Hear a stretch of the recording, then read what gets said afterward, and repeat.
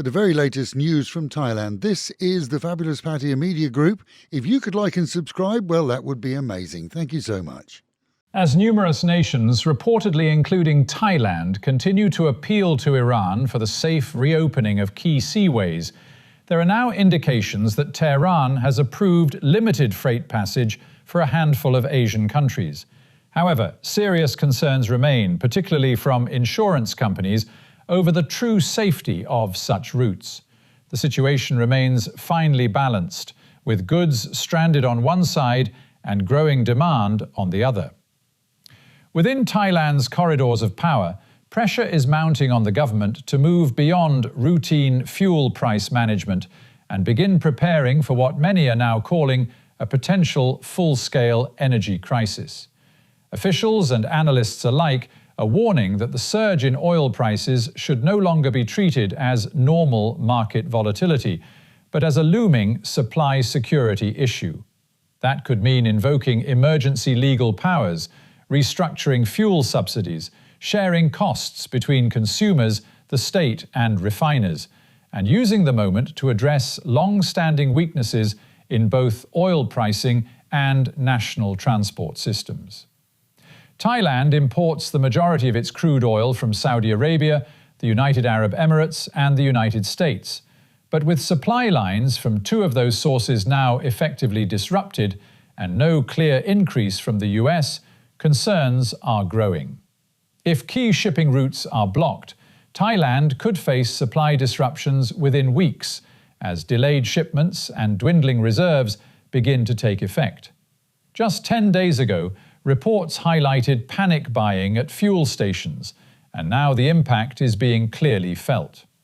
Many stations have already sold their entire April allocations due to hoarding, leaving operators scrambling to secure additional supply. Interestingly, smaller independent fuel sellers, often charging 40 to 42 baht per litre, are faring better. With fewer queues and higher margins, they are seeing increased profits, even as official policy discourages price hikes. Rising fuel and transport costs are now beginning to ripple through the wider economy. Prices of everyday essentials, including cooking oil and even bottled water in some areas, are expected to increase. With already thin margins, suppliers say higher transport costs are unavoidable and must be passed on to consumers.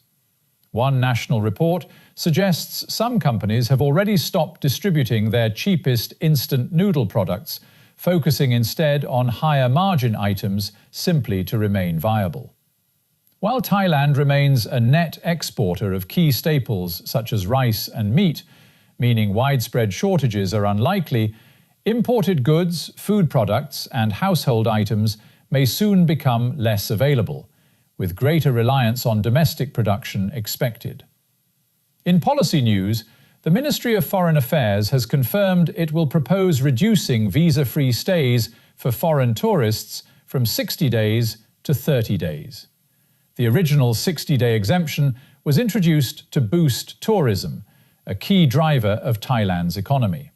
However, officials now say the duration may be too long, citing cases of foreigners using visa-free entry to operate businesses or otherwise abuse the system. Authorities believe 30 days is sufficient for most tourists, with longer stays still available through standard visa applications and extensions. A year after the collapse of the State Audit Office's new headquarters during an earthquake, a disaster that claimed 95 lives, investigators have now outlined 4 critical failures. The report found that concrete used in construction did not meet required strength standards, building plans failed to comply with legal load-bearing requirements, and reinforcement steel at key structural points was inadequately embedded. So far, 130 million baht in compensation has been paid to victims and their families, while multiple legal proceedings remain ongoing. In Phuket, a drunken altercation on Bangla Road made headlines after a foreign woman reportedly taunted and repeatedly provoked a group of ladyboys before being assaulted. Witnesses say she appeared heavily intoxicated and had been acting provocatively throughout the evening. A Thai bystander eventually intervened, allowing her to leave the scene. No police complaint has been filed. Closer to home in Chonburi, authorities have launched raids on foreign-operated businesses suspected of operating illegally. Investigations revealed multiple companies registered at the same premises, with a single Thai individual listed as a shareholder in more than 100 firms, raising red flags over nominee arrangements. Those involved have been summoned to clarify the situation.